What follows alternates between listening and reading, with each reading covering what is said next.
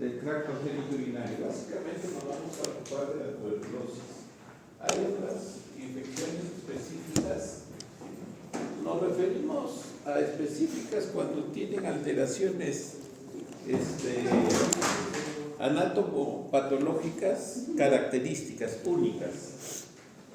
También hay otras afecciones, infecciones como la candidiasis, la esquistosomiasis o el esquistosoma. Entonces, pero básicamente vamos a desarrollar, porque largamente más frecuente, la que ustedes van a ver, y siempre hay que pensar en ella, es la tuberculosis. Entonces, en términos generales decimos que las infecciones específicas vendrían a ser aquellas causadas por organismos específicos, cada uno de los cuales va a provocar una enfermedad clínicamente única, que produce reacciones tisulares patológicas específicas. Entonces la tuberculosis va a afectar todos los órganos incluidos dentro de la urología: riñón, vía urinaria, genitales externos del varón, genitales internos del varón y de la mujer, las suprarrenales. Entonces, para recordar algo de cómo se empezó a saber sobre la tuberculosis, diremos que se tienen reportes de que hace 7.000 años más o menos se han encontrado restos, básicamente de esqueletos, que muestran los cambios característicos de la tuberculosis, básicamente el mal de Porto, a nivel de las vértebras del paciente, ¿no? Se sabe que era común en Egipto alrededor del año 1000 a.C. En el año 375 a.C. Hipócrates describió la tisis, la enfermedad crónica que producía caquexia y provocaba diarrea en su fase terminal. El método de tratamiento indicado por Galeno en el año 180 después de Cristo se usaron durante más o menos 1500 años. O sea, hubo un silencio en cuanto al conocimiento de lo que era esta enfermedad. Durante el siglo XVII alcanzó proporciones epidémicas en Europa. O sea, había probablemente la mayor cantidad de muertes eran causadas por la tuberculosis en el siglo XVII. Todo el mundo tenía tuberculosis. La Organización Mundial de la Salud estima que 1/3 de la población mundial está infectada con tuberculosis. Infectada es diferente que tenga la enfermedad, o sea que es portadora del bacilo. La tuberculosis es la tercera causa infecciosa de mortalidad después del SIDA y la malaria. Es más frecuente en países en vías de desarrollo. Se asocia al SIDA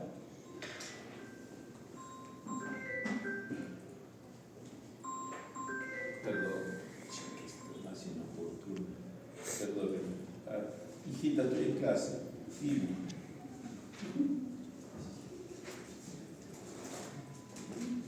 Entonces, se asocia al SIDA. Siempre que haya SIDA o viceversa, pensar en el otro, ¿no?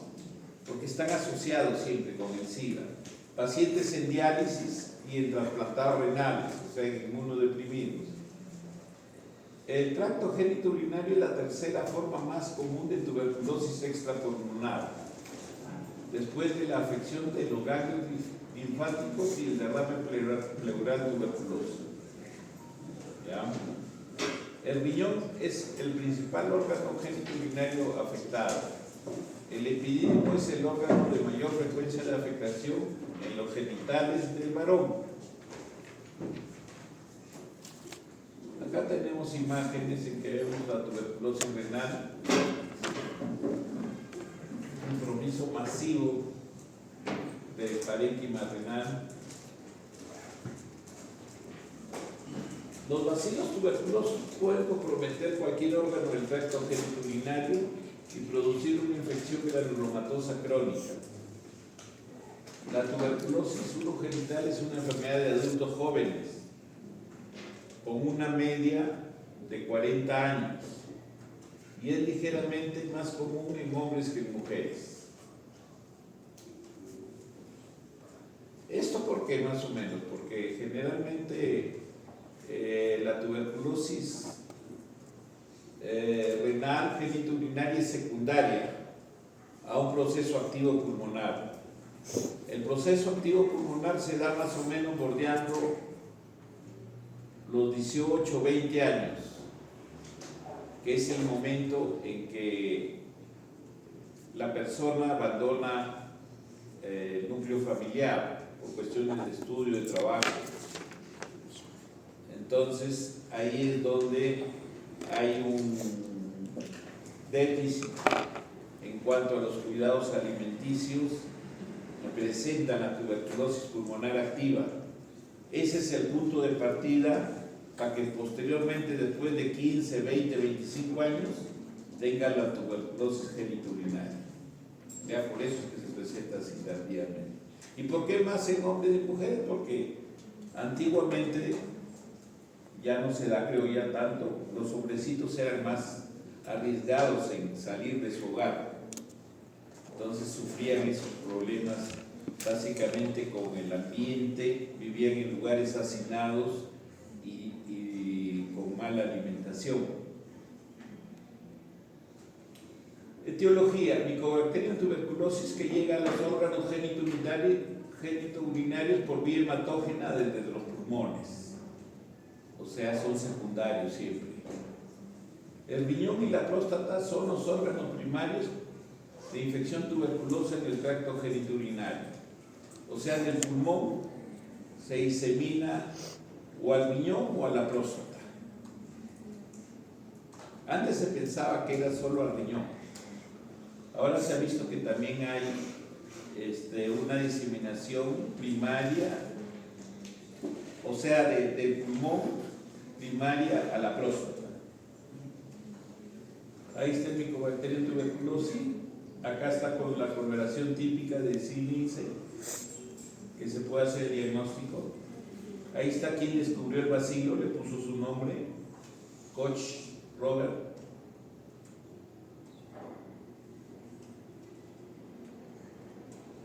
Acá la epidemiología es importante. Vemos que la tuberculosis extrapulmonar es el resultado de la diseminación hematógena a partir de una primoinfección pulmonar. ¿Ya? Ustedes saben que todos tenemos focos primarios, que generalmente lo tenemos desde los primeros meses de nuestra vida. Entonces ahí está probablemente el bacilo de Koch en forma hibernando ahí, esperando algún momento de disminución de las defensas del individuo para hacer activo a nivel pulmonar, pero lo tenemos ahí todos. Entonces tenemos un foco primario, acá tenemos un complejo primario que puede evolucionar a través de semanas en una diseminación linfohematógena, puede haber una siembra linfohematógena, y los posibles cursos que pueden haber es a través de décadas, es el motivo del estudio ahora, a través de décadas llega al riñón o a la próstata. O también en semanas puede haber una diseminación hematógena con siembra masiva a nivel del parénquima renal. Y también por décadas puede haber un deterioro, un ingreso al riñón y un deterioro en la función renal. O sea, hay dos tipos de presentación de la tuberculosis. Presentación clásica que afecta al sistema de recolección de la orina, ingresando probablemente muy próximo, de focos muy próximos pegados a la vía colectora, a nivel de los cálices, de la pelvis renal. Luego compromete los uréteres y la vejiga. O sea, es una diseminación canalicular. Esa es la presentación clásica. Pero también hay otro tipo de lesiones parenquimatosas renales que incluyen nefritis intersticial y glomerulonefritis. Son bastante raras estas. La nefritis intersticial puede ser un fenómeno inmunológico causado por la participación de la TBC en otros lados, en otros órganos, en lugar del resultado directo de la infección de la tuberculosis en el riñón. O sea, es una afección renal, pero que probablemente es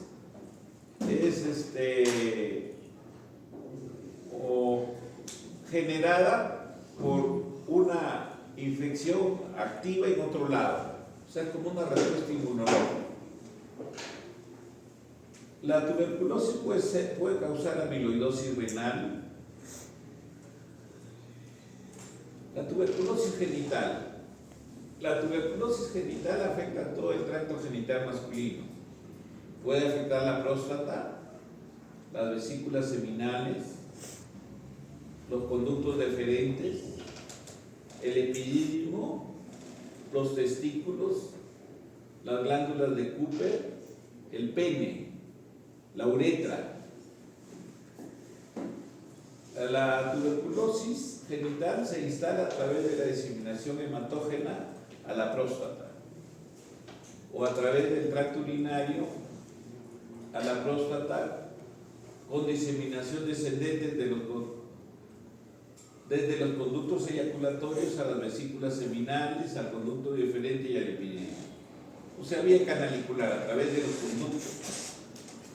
La tuberculosis del tracto genital femenino generalmente ocurre a través de la diseminación hematógena de los pulmones hacia las trompas de falopio, al endometrio y a los ovarios. Mucho más frecuente es a las trompas de falopio. La tuberculosis del pene es rara,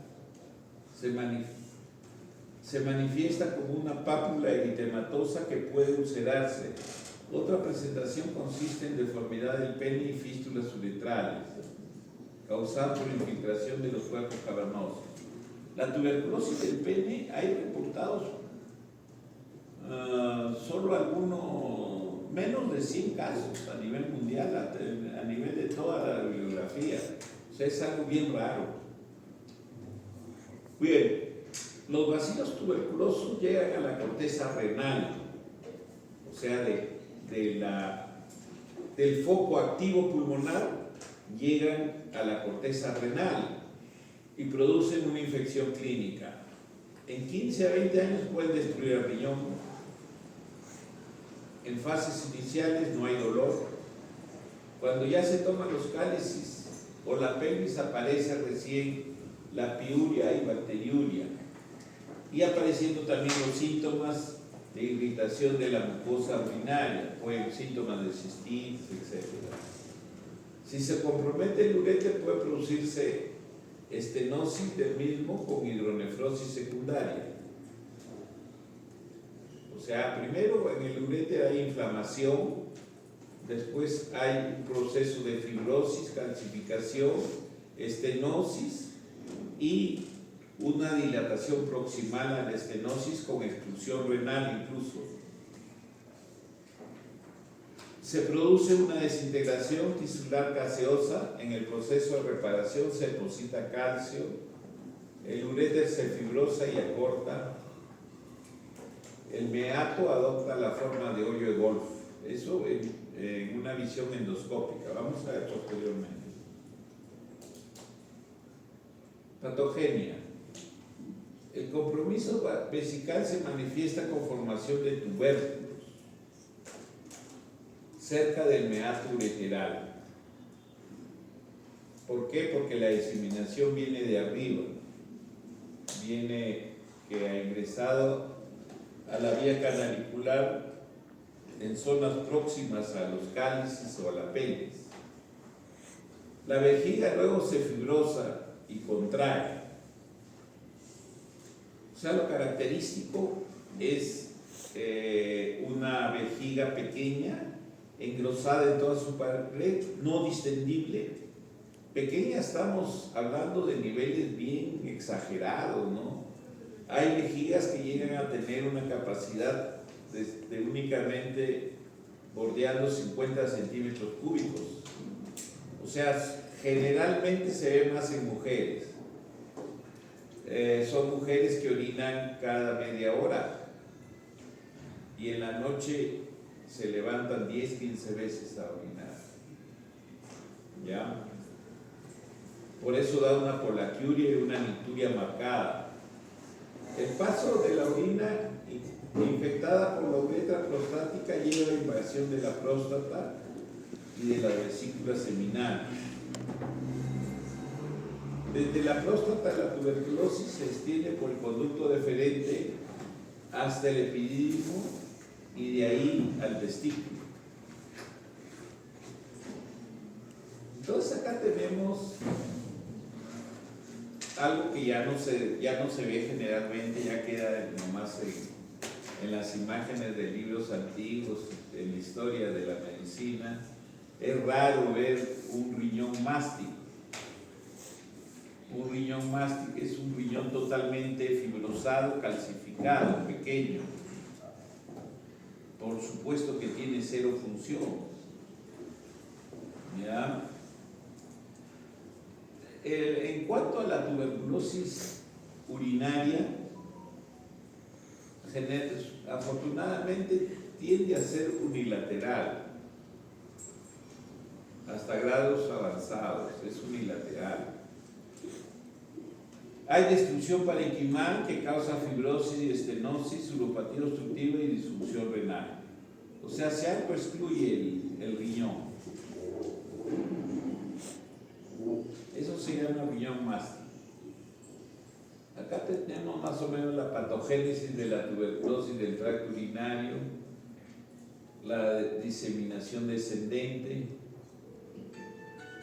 que compromete primero el parénquima, ingresa a la vía canalicular y compromete todos los órganos, tanto de vía urinaria como los anexos de los genitales.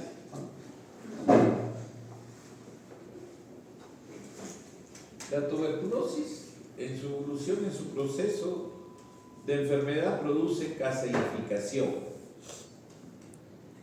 y cavitación y cavernas, ¿no? Eso ustedes lo habrán visto en la tuberculosis pulmonar, que evoluciona con fibrosis y cicatrización, como el que los mecanismos de defensa hacen de que se formen fibrosis bien organizadas que posteriormente se retraen, forman grandes cicatrices y calcifican. Acá tenemos riñones con dilatación del sistema calicial. Hay calcium. Calcium es un tejido así amarillo claro, puntuoso. El otro es de un cuerpo vertebral, es lo que se ha encontrado en las momias, ¿no? Que tenían estos hallazgos. Por eso se deduce de que ellos tuvieron bastante tuberculosis.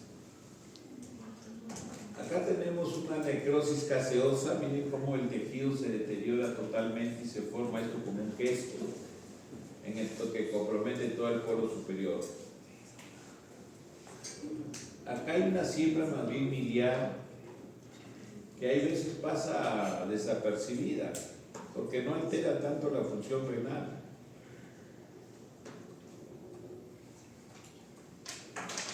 Acá tenemos riñones totalmente comprometidos por las cavernas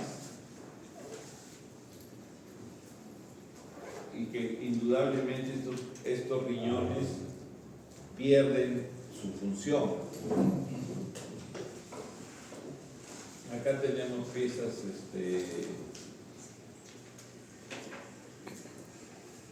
de vía urinaria y riñones en los estudios que hacen ustedes en sus cosas de anatomía. Cavernas inmensas Y acá en esta figura se ve el compromiso de toda la vía colectora, empezando por los cálices, la pelvis, el uréter, produciendo diferentes alteraciones que dan cada una sintomatología diferente. Acá hay granulomas diseminados a nivel de la corteza. Acá hay un compromiso masivo del epidídimo, ya con compromiso también del parénquima testicular. En cuanto a la clínica, el inicio de la tuberculosis del tracto genitourinario suele ser insidioso, o sea, no hay un inicio brusco casi nunca. Al progresar y comprometer la vejiga aparece colaquiuria, disuria, urgencia y mituria en aproximadamente 50% de los casos. La hematuria macroscópica y el dolor lumbar se desarrollan en 1/3 de los casos. Siempre que haya hematuria en un hombre o mujer que no está incluido dentro del rango de edad que pensemos que puede ser un cáncer de vejiga o de riñón, o sea, hombres y mujeres que están entre los 20, 40, 45 años, hematuria siempre pensar en tuberculosis. Los síntomas sistémicos como fiebre o pérdida de peso son raros, o sea, ya no se ven esos cuadros así en que el tuberculoso tenía fiebre vespertina, estaba muy adelgazado, estaba demasiado, ya no es anémico, ya no se ve tanto eso. Ustedes lo ven a los pacientes y generalmente están obesos, están gorditos, pero tienen su tuberculosis. Las manifestaciones de la enfermedad avanzada incluyen enfermedad renal en etapa terminal y rara vez hipertensión refractaria. Los pacientes infectados por VIH son más jóvenes y más propensos a desarrollar abscesos renales y prostáticos tuberculosos. Ya, este cuadrito es importante. Nosotros debemos pensar en tuberculosis del tracto genitourinario en determinadas circunstancias. Cuando hacemos diagnósticos de cistitis o tenemos una paciente o un paciente con cistitis crónica que no responde a un tratamiento adecuado. O sea, si nosotros estamos tratando a una mujer como cistitis, le hacemos los urocultivos, le hacemos estudios por imágenes, le damos tratamientos adecuados y es recurrente su cistitis, entonces nos debemos iluminar y pensar que puede ser una tuberculosis. Pedirle beca en orina, prueba en Mactox, tomarle placas, de repente tiene cavernas antiguas en los pulmones. O sea, empezar a pensar en tuberculosis. ¿Ya?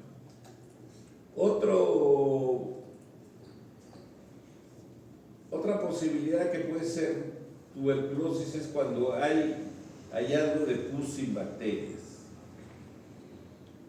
Bueno, eso está incluido dentro de la trilogía típica de la tuberculosis, ¿no? Entonces, que encontramos, por decir, leucocituria mayor de 100, de 50, y todos los cultivos nos salen negativos. En esos casos hay dos posibilidades. O es una tuberculosis, o puede ser una clamidia o algún germen atípico que no sale en los cultivos. Entonces, tener esa posibilidad. Si es una mujer, por decir, que hace piurias, leucociturias considerables, entonces, y es joven, y si más por ahí hay un flujo vaginal, pensar más bien en clamidia. Y si ya es mayorcita, más bien pensar en una tuberculosis. Siempre pensar, cuando hay una hematuria macromicroscópica, en el diagnóstico, en el protocolo de estudio, tiene que incluirse la tuberculosis. Hacen estudio de BK, hacen estudio de plaquetoras, hacen estudio de pruebas dérmicas para tuberculosis. También pensar en tuberculosis en el varón que tiene engrosamiento del epidídimo sin dolor. Normalmente el epidídimo es una estructura que tiene la consistencia muy semejante al testículo. Entonces, si nosotros lo vemos engrosado, con ecogenicidad diferente al testículo, entonces podemos pensar en una tuberculosis. Y una característica que es patognomónica porque no lo presenta ni una otra enfermedad es el cordón o el deferente arrosariado. Ustedes que rezan un rosario todas las noches saben cómo es el rosario, o sea, tiene bolitas. Entonces es característico. Si ustedes le toca a un varón así, ya es tuberculosis. También la presencia de fístulas escrotales. Las fístulas escrotales las van a ver por problemas de estrechez uretral.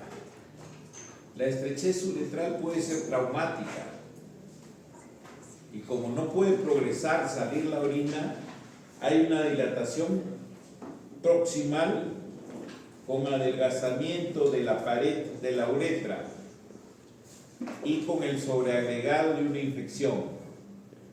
Entonces, prácticamente es pus lo que hay, y eso busca, así como un absceso, busca el drenaje, forma una fístula escrotal.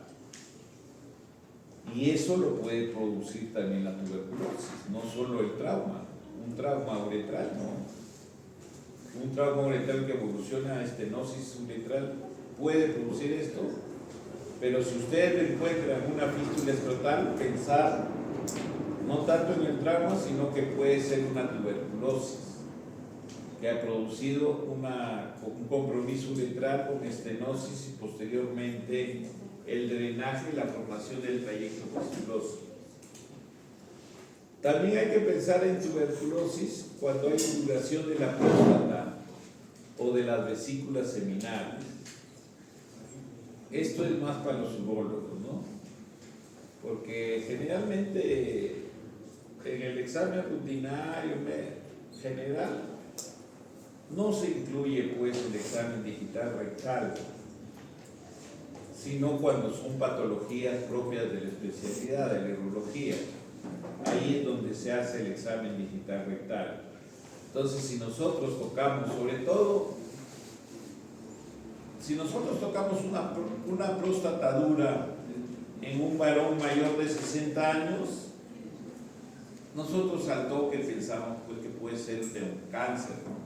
Pero si le tocan en un varón de 40, 45 años, entonces deben pensar en esta posibilidad de que se trate de una tuberculosis.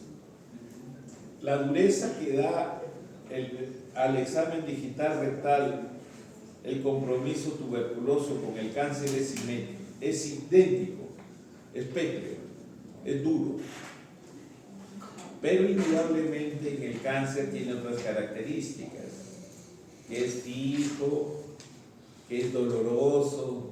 En cambio, cuando es un problema tuberculoso, nosotros no encontramos fijeza porque no hay diseminación a las zonas periprostáticas, sino que está comprometiendo toda la próstata.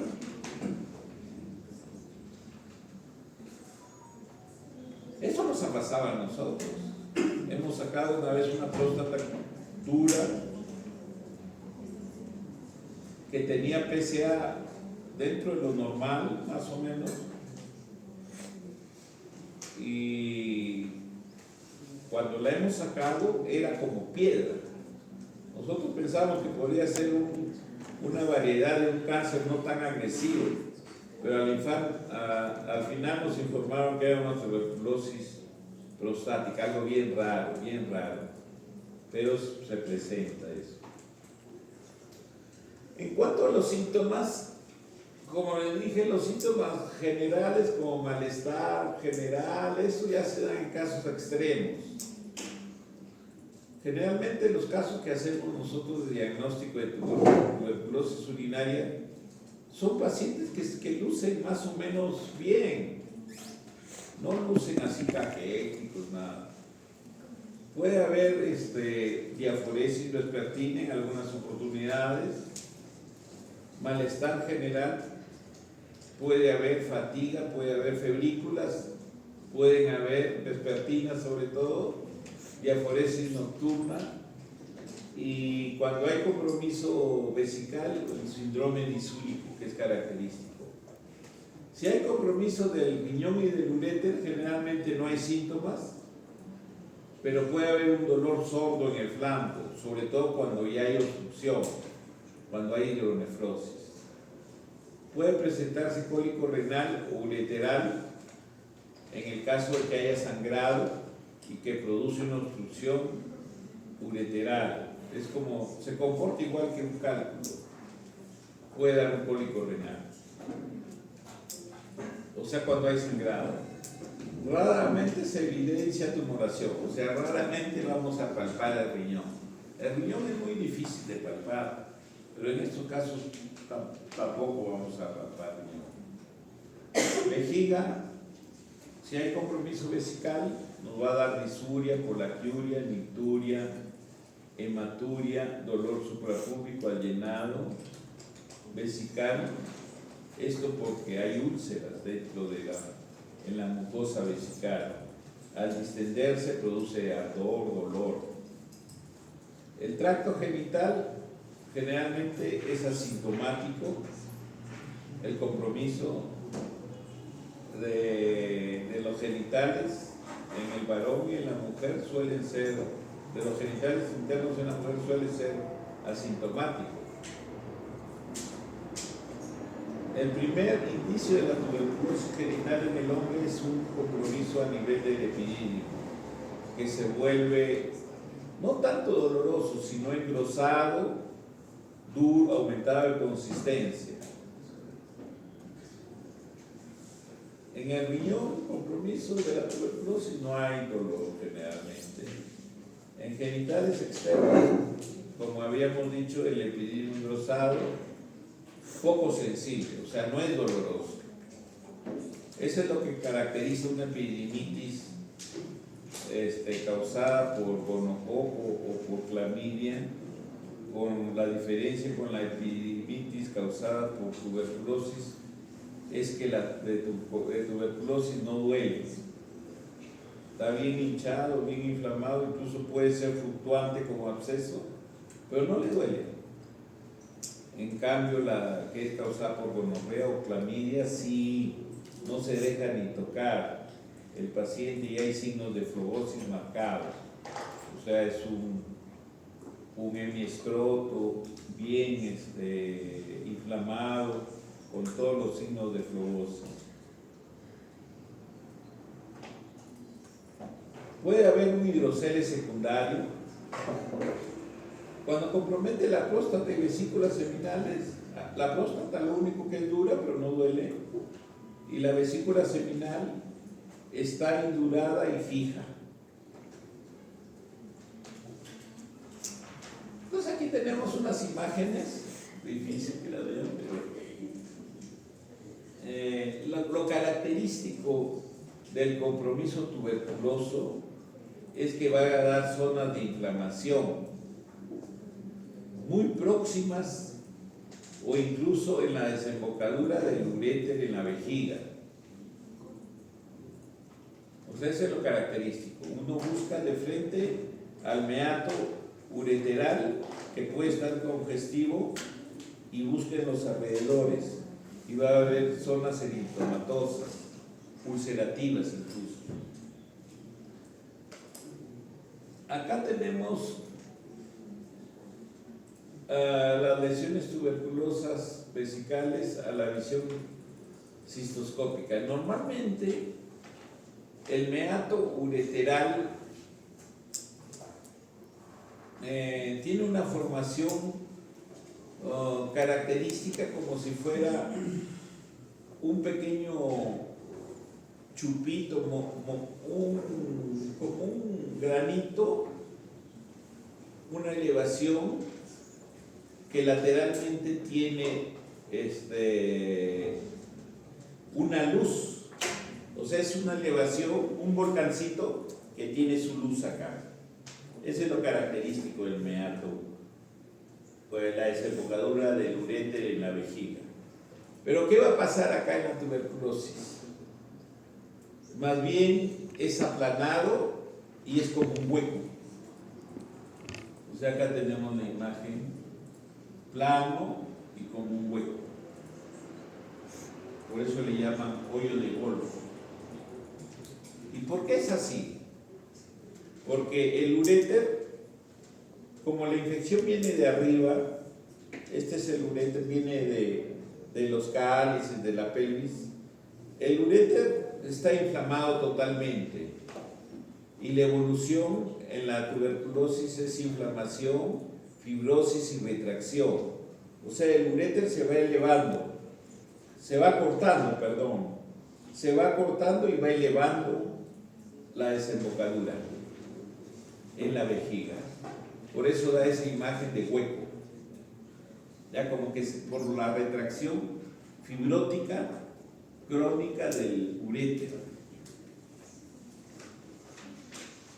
Entonces acá tenemos retracción, ya ves, del orificio ureteral en palo de golf. O sea, se ve un hueco con edema y rigidez de la pared adyacente. Acá tenemos ya formaciones tipo tubérculos, también se ven en la vejiga, siempre próximos al meato ureteral, es lo típico. Ahí está el meato ureteral más o menos normal todavía, pero ya hay formaciones tipo tuberculomas. Acá tenemos lesiones ulcerativas, tuberculosas. Acá está el meato. Hay úlceras perimeatales. Acá tenemos visiones endoscópicas, granulomas ampulosos tuberculosos, o sea, hay edema. Este es edema, como ampollas se ve. Úlcera tuberculosa aguda, difícil ver porque acá se ve todo rojo. ¿Qué van a ver? Pero hay lesiones ulcerativas. Acá tenemos ya el meato ureteral ya retraído como si fuera un hoyo, el hoyo de golf. Acá un hoyo de golf más avanzado. Acá, después del tratamiento, la evolución es a curación con fibrosis. Y acá un cuadro agudo que es bastante sangrante, por eso da hematuria. Laboratorio. En el examen general de orina vamos a encontrar piuria persistente con urocultivos negativos. El BK en orina de 24 horas es positivo en 60% de los casos nomás.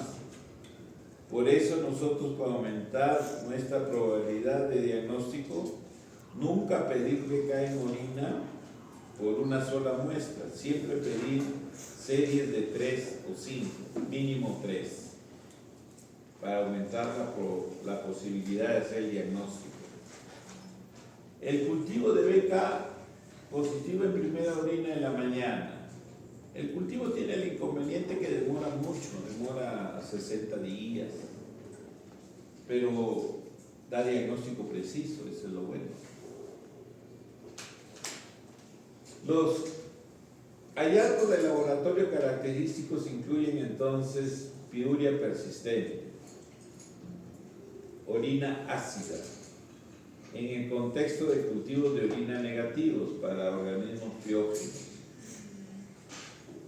Entonces ahí tenemos la triada colombina, ¿no es cierto? La hematuria macroscópica o microscópica indolora está presente en más del 90% de los casos. O sea, siempre que haya hematurias y están fuera de la edad de que podamos pensar en cáncer, pensar más bien en tuberculosis. La creatinina puede estar elevada si hay compromiso bilateral o si hay nefritis intersticial o glomerulonefritis. Hay proteinurias si se presenta glomerulonefritis y amiloidosis. Los pacientes con amiloidosis tienen proteinuria en rango nefrótico, es decir, mayor de 3,5 gramos por día. Acá está la triaicolombino, orina ácida,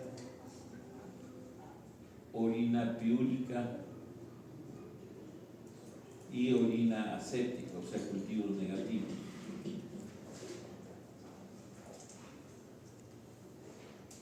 Diagnóstico, el diagnóstico es clínico, estudios de orina, radiología, prueba cutánea de tuberculina. El diagnóstico de tuberculosis urogenital se puede establecer mediante la demostración de bacilos tuberculosos en la orina, enviar de 3 a 6 muestras de orina temprano en la mañana para la tinción ácida. El cultivo de micobacterias y la reacción de cadena de polimerasa PCR para Mycobacterium tuberculosis se puede hacer y es fidedigna. Los cultivos tardan de 6 a 8 semanas. Una tinción de ácido en la orina positiva no es diagnóstica para TBC, ya que puede haber micobacterias no tuberculosas.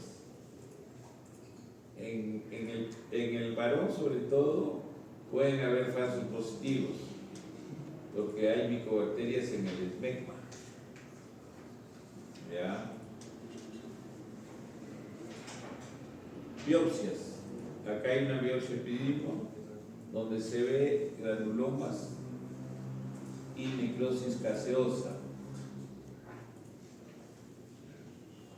Granulomas y necrosis caseosa. Radiología. La radiografía simple de abdomen se puede ver las siluetas renales aumentadas de tamaño, puede haber calcificaciones punteadas en el parénquima renal. Ustedes cuando vean calcificaciones del parénquima renal, lo primero que se les tiene que venir a la cabeza que es tuberculosis. Y tratan de buscarla, de confirmar el diagnóstico. En la urografía excretoria va a haber un aspecto apolillado en los cálices. Los cálices son como si fueran copitas de champán, entonces son como copitas de champán carcomidas por un ratón. Obliteración de uno o más cálices. Por la fibrosis, la retracción, los infundíbulos se cierran y da dilatación proximal de los cálices. Se ven como cavernas o grandes dilataciones de los cálices.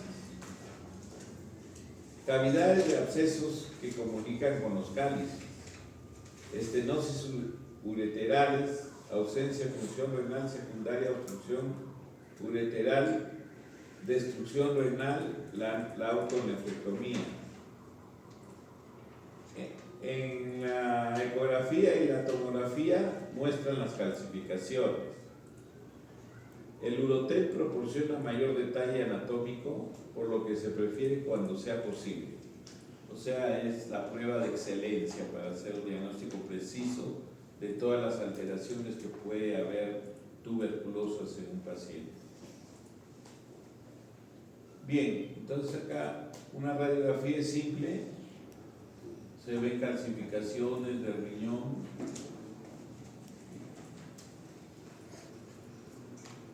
Las calcificaciones rara vez afectan la pared vesical y vesícula seminal, pero pueden calcificar también. Debe considerarse la radiografía de tórax y de columna vertebral. Se estima que solo un 30% tiene una radiografía de tórax anormal. Acá tenemos, miren, imágenes de calcificación de todo el parénquima renal. Acá no sé si ustedes pueden descartar que las calcificaciones sean canaliculares, o sea, de los cálices o de la pelvis, cosa que sí sucede acá, miren. Acá no se ve el parénquima calcificado, acá sí se ve el parénquima calcificado. O sea, este correspondería acá también a un riñón mástico calcificado. En cambio, esto sería a cálculos que están ocupando los cálices y la pelvis renal. Acá que ven, calcificaciones de las vesículas seminales. Acá están abajo las calcificaciones. Es una imagen bien rara, bien raro ver esto, pero aquí se ve las vesículas seminales calcificadas, diagnóstico preciso. Acá se ve otra calcificación.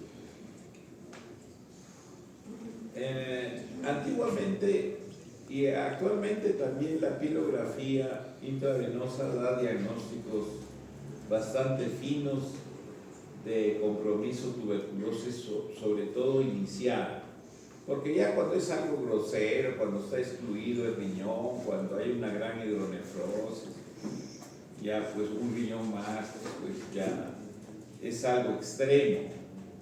El tiro es hacer diagnóstico con alteraciones iniciales. Entonces, la información proporcionada incluye la magnitud de la enfermedad, el grado de fibrosis y la extensión de la estenosis. Lesión renal. La deformación calicial es la más precoz, la más inicial. Uno debe ser bien, por decir, debe estar bien adiestrado para hacer un diagnóstico a este nivel, un compromiso tuberculoso a nivel de los cálices. Es difícil, pero ya si a alguno le gusta la neumología va a ser experto en eso. Cáliz fibrosado y obstruido. Pequeñas deformaciones múltiples o destrucción calicial y parenquimatosa severa. La ureteritis hay dilatación proximal a una estenosis del uréter rígido y fibroso. A una característica del uréter tuberculoso es que parece una regla de esas que les pedían para el colegio, la regla de 30 centímetros. Normalmente el uréter en las imágenes de la urografía o en los TENS se debe ver por segmentos. ¿Por qué? Porque el uréter tiene contracción, tiene musculatura. Se contrae para ordeñar, entre comillas, la orina. Entonces se contrae y no se ve en esa zona que está contraída, no se ve. Se ve en los otros segmentos donde está llena la orina. Pero ¿qué pasa en el uréter tuberculoso? Se ve todo su trayecto y se ve recto, porque ya empezó el proceso de retracción, de acortamiento. Se estima calcificación renal en el 24% y estenosis ureteral en el 19%. La vejiga puede encontrarse pequeña y contraída o irregular y asimétrica con defectos de llenado. Miren, aquí, ¿qué es lo que se ve? Vemos, lo primero que llama la atención, el uréter no se debe ver nunca en el urotex ni en la urografía excretoria en toda su longitud, por lo que les he dicho, ¿no? Porque tiene peristaltismo. Entonces aquí ya esto nos indica que es un uréter rígido por proceso inflamatorio, fibrosis, caseificación. En el otro lado se ve más o menos normal el uréter. ¿Pero qué se ve? En el sistema colector está como inflamado, está esplástico, está contraído. cambio acá ya está dilatado, cierto grado de dilatación de los cálices, del polo superior, acá hay éstasis urinaria. O sea, pero lo que más llama la atención en esta imagen es esta vejiguita. La vejiga normalmente en el varón es de forma ovoide, es como un mango así, ¿no? Pero tiene una capacidad pues de 380 que llega generalmente a dibujar todo este hueco pélvico. Pero ¿qué sucede acá? Se ve una perita ahí chiquita, un higo, parece higo más. Este higo no tendrá pues ni 30 centímetros de capacidad. Entonces es una microvejiga. Es un grado extremo de un compromiso vesical. Acá tendremos también, acá espasticidad, y no se dibujan bien los uréteres, no hay segmentos de uréter, o sea que aquí hay una irritabilidad a nivel de todo el uréter. Una vejiga que tiende a ser microvejiga, y acá dilataciones caliciales severas. Los cálices están conectados a la pelvis renal a través de un conducto que se llama infundíbulo. Este infundíbulo se fibrosa, se compromete y se cierra y produce esa dilatación proximal severa de los cálices. ¿Ya? No se ve la pelvis renal. Y acá tenemos ya pues el compromiso inicial del cáliz. Hay que ser bien ducho para ver. Normalmente el cáliz habíamos dicho que tiene la forma de una copita de champán. Aquí hay un remedio de una copita de champán porque se ve que hay zonas con defectos, ¿no? Como un carcomido, se llama compromiso de mordida de ratón, se le llama. Pero esto indudablemente es para los ya especialistas, pero para que tengan alguna noción, ¿no? Entonces este sería un diagnóstico precoz.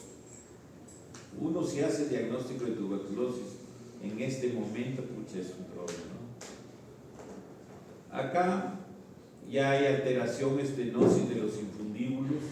Acá se ve más o menos todo el sistema colector adecuadamente, pero acá no. Acá hay zonas estenóticas, probablemente inflamatorias con estenosis de los infundíbulos, que nos dan esos éstasis en los cálices. Entonces acá ya es una enfermedad avanzada, que es como un absceso ya, una comunicación con los cálices. El sistema colector está irritable, retráctil. Acá se ven algunas calcificaciones. Acá no se ve el sistema colector superior, o sea, el cáliz mayor superior no se ve, probablemente amputado por una obstrucción aquí. Acá tampoco, muy tardíamente hay un relleno del sistema colector, está prácticamente amputado. Y miren, acá les dije que era como una regla. Ustedes ven así un uréter y pueden decir que es tuberculosis. Miren cómo es una regla. Derechito, así no es el uréter nunca. Uréter rectilíneo comprometido en toda su extensión.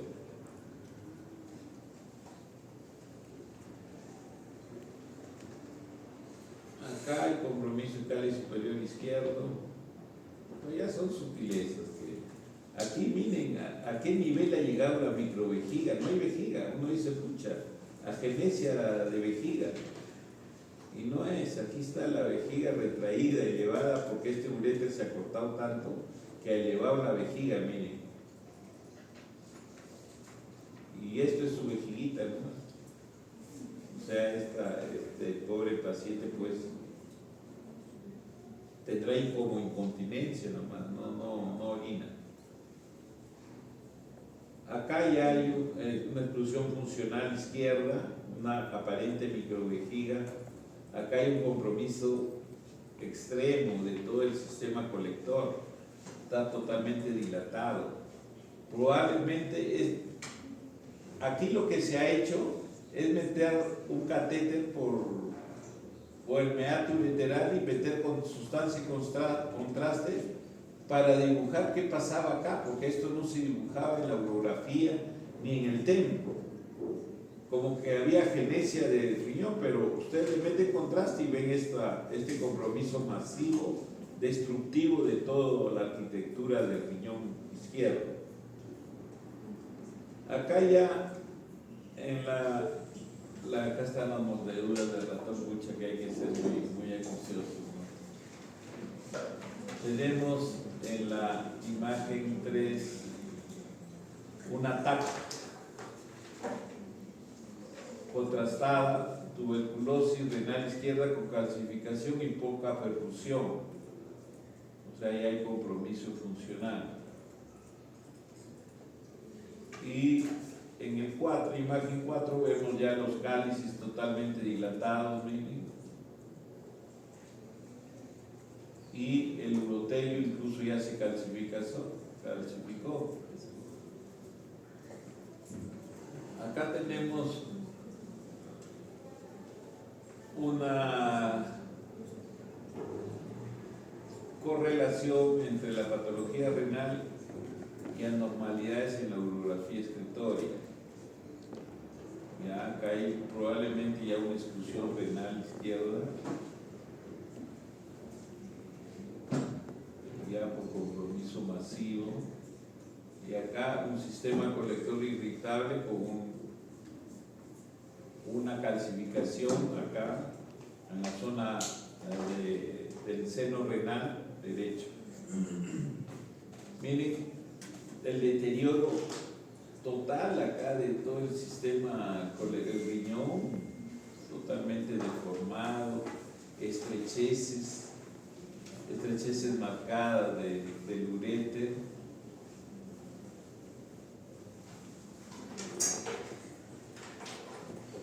Acá vemos pérdida de la función renal en el lado derecho, funciona este riñoncito izquierdo y una microvejiga.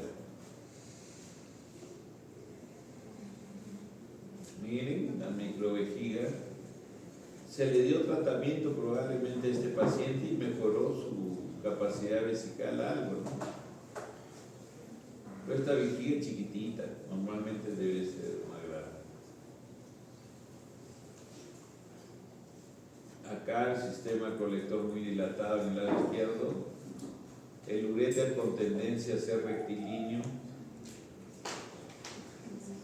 irregularidad de la pared vesical, probablemente por zonas de fibrosis o de calcificación, pero mejora con el tratamiento, miren, mejoró. Entonces el tratamiento es efectivo. Acá también los compromisos iniciales de los cálices.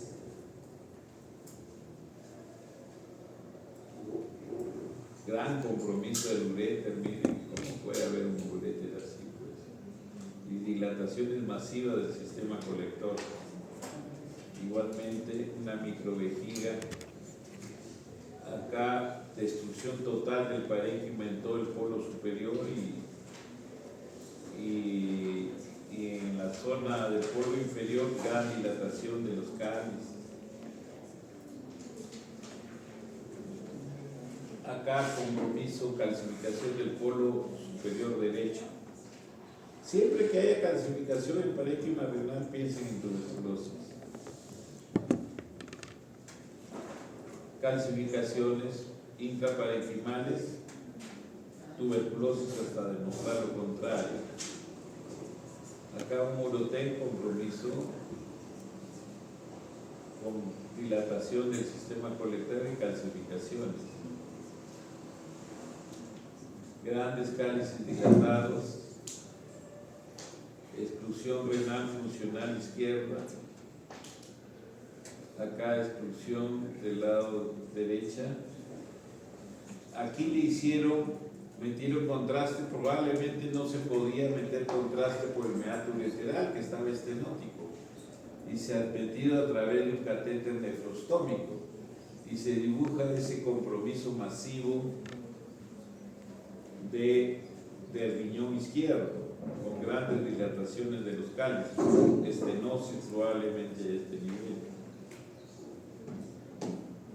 Entonces, es importante hacer un estudio citoscópico cuando se piensa en tuberculosis para tomar biopsias o ver alguna alteración que puede ser característica de tuberculosis,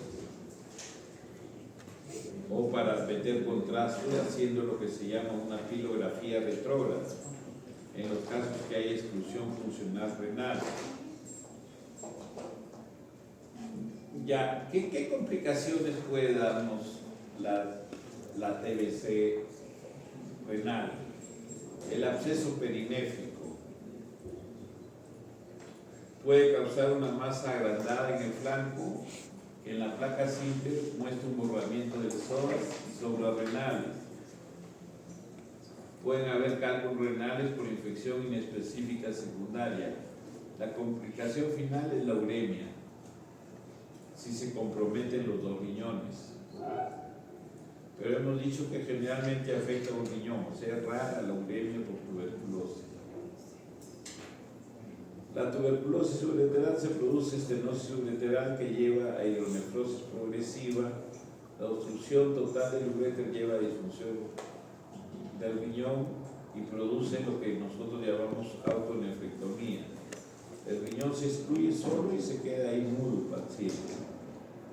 La tuberculosis vesical, en casos avanzados, la pared vesical se fibrosa y se contrae. Si hay estenosis ureteral o reflujo, se produce la atrofia hidronefrótica. Tuberculosis genital sucede obstrucción de los conductos del epididimo que puede ser bilateral y lleva a esterilidad. O sea, esa es la complicación principal de la tuberculosis del epididimo y de los deferentes, ¿no? Lleva a esterilidad. Sucede formación de abscesos en el epididimo y produce fístula escrotal. En la mujer también produce esterilidad por compromiso a nivel de las trompas. Entonces el tratamiento es el estándar. Generalmente se da tratamiento por 6 meses, con 2 fases. La primera fase con 4 drogas y después con 2 drogas.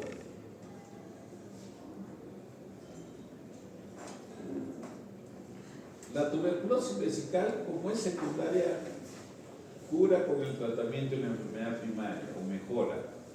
Si hay microvejiga, se practica cistoplastía de aumento después de la cistectomía parcial. O sea, si es una vejiguita así como un limoncito, como un higo, entonces hay que hacerle una neovejiga con ilion terminal y crearle un sistema de continencia. Generalmente se usa el ilion terminal y el apéndice se usa para abocarla a nivel de un ostoma que puede salir para umbilical o si no a nivel del punto de Marburg, que por ahí sale, con un sistema continente, que quiere decir que no sea un flujo permanente de orina, sino que el paciente se cateterice y sale la orina. Ese es las neovejigas continentes. Si se puede aprovechar el piso y el cuello vesical, sería magnífico. Se le hace nomás una ampliación vesical, no una neovejiga, sino una ampliación vesical con ilion terminal y se utiliza su cuello vesical y también su piso vesical, ¿no? Pero en algunas oportunidades ya está destruido todo y hay que hacer una neovejiga. En la tuberculosis del epidídimo va acompañada siempre de TBC renal y prostática. El tratamiento es médico. Si hay fístula luego el tratamiento, entonces practicar epidemectomía. Tuberculosis de la próstata y vesículas seminales, el tratamiento es médico solamente. ¿Qué pasa si nosotros nos hacen la interconsulta de un paciente que tiene, por decir, una tuberculosis ya avanzada que compromete el riñón, el uréter y parte de la vejiga? Entonces nosotros le mandamos primero a tratamiento. Pero ¿qué puede suceder con el tratamiento? Como el tratamiento produce fibrosis y retracción, puede ser de que si habían pequeñas estenosis en ese uréter, con el tratamiento las estenosis se hagan más marcadas y va a producir más obstrucción. Puede suceder eso. O sea, un riñón que estaba funcionando más o menos, se le da 3 a 6 meses de tratamiento y se perdió el riñón. Por eso nosotros en algunas oportunidades indicamos primero que reciba tratamiento, pero paralelamente de repente tenemos que hacer el seguimiento y si la obstrucción se agravó, hacerle una nefrostomía para que no se nos malogre totalmente el riñón. Eso es más o menos lo que quiere decir este cuadrito. O sea que hay que tener mucho cuidado en mandar el tratamiento y no hacer seguimiento, porque el tratamiento lo puede empeorar. Un riñón que estaba medio funcionante, de repente lo excluimos totalmente funcionalmente. Y para eso se usan los stents. Vía endoscópica podemos en las zonas estenóticas colocar un stent para que me garantice el pasaje de la orina, o hacer una nefrostomía percutánea.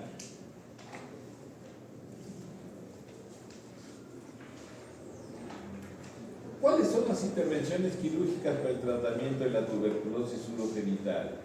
Nefrectomía si el riñón ya no tiene nada de función. Dilatación o reconstrucción de las estenosis ureterales y cirugía vesical como la ampliación vesical o la realización de una neovejiga ortotópica. Se puede hacer. En general, cuando sea necesario, la cirugía debe aplazarse hasta después de al menos 4 semanas de tratamiento antituberculoso. O sea, hay que dar tratamiento y hay que hacerle seguimiento. Las indicaciones para la nefrectomía incluyen riñón no funcionante. Hay que hacer previamente medicina nuclear para determinar el grado de función, una gammagrafía. Otra indicación es cuando hay una enfermedad extensa que afecta a todo el riñón, junto con hipertensión o obstrucción de la unión urétero-pélvica. Y finalmente otra indicación es la coexistencia de carcinoma renal. Es raro, pero acá lo pone. Otras infecciones específicas del tracto genitourinario tenemos la cistitis aséptica, la candidiasis, que no es tan rara, se ve en nuestro medio. La esquistosomiasis sí es rara, nosotros lo vemos muy poco, eso más se ve en países del Medio Oriente, Asia, por allá ven eso. La filariasis.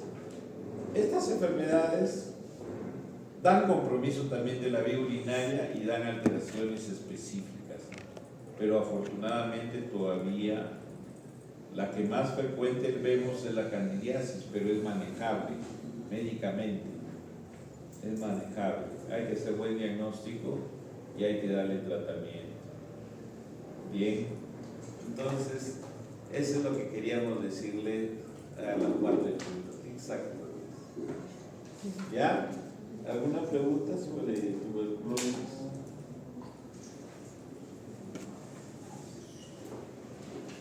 No hay.